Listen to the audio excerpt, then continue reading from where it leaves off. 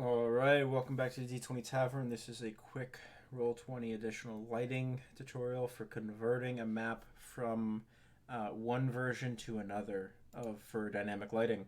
So I'm going to scroll over all the way just so you guys can see which map I'm on. We have Fane of the Night Serpent today that I'm playing around with because it's going to be an indoor map, but I need a bunch of dynamic lighting set up for torches and whatnot that are scattered around this area. So by default, this first tab is enabled, the dynamic lighting. And I think it's usually this. I set it to only update on drop, but restrict movement I went on just in case. Dynamic lighting. I don't know.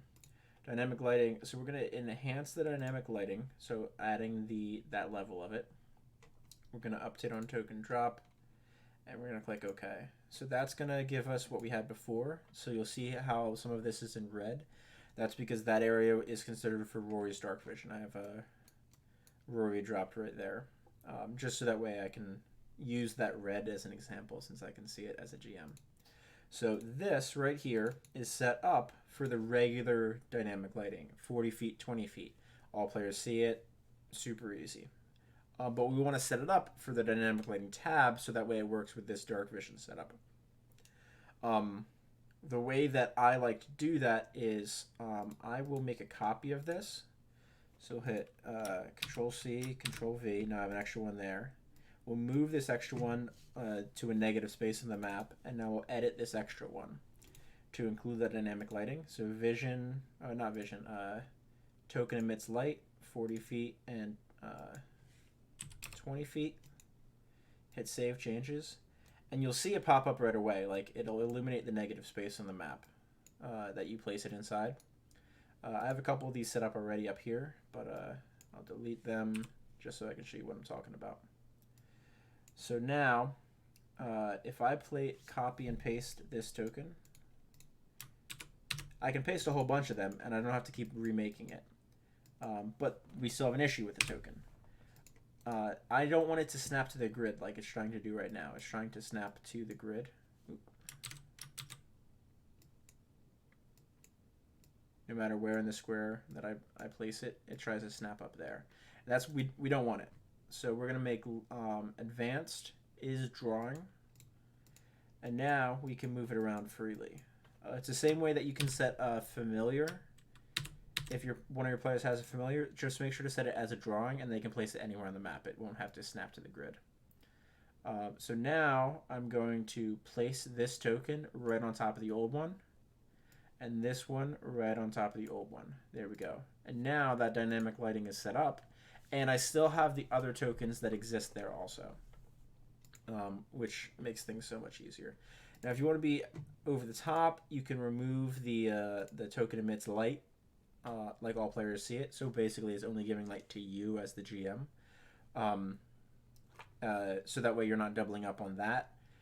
But if you know you're gonna have them on the dynamic lighting tab for this map, whichever map you're in, it's better to just set it to the dynamic lighting tab, copy and paste them all around.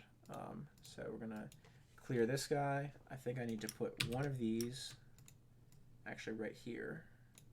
Yep, there we go. And that adds everything up. Now, obviously, there's a whole lot of those all over the map. But what's really nice is if we zoom in, I'm going to place one of these here just so you can see what I'm talking about. I'm not moving this. Oops.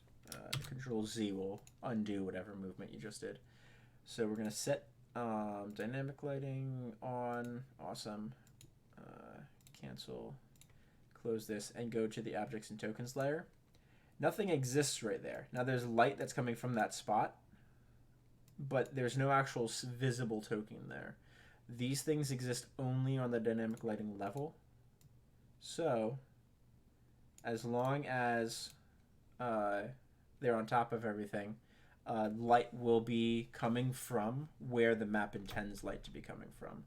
So now if I go to objects and tokens, perfect, light's there. You'll see all these blue things. Those are actually part of the background image of the map. They have nothing to do with anything else. So that's pretty nice. So there we go. And that is how you set up dynamic lighting and change dynamic lighting over from the advanced tab to the actual dynamic lighting tab to be able to combine well with any dark vision settings that you do have. So clear Rory out of here so that way we don't accidentally give a sneak peek. And that'll be setting it all up. I hope this was helpful. See you on the next one.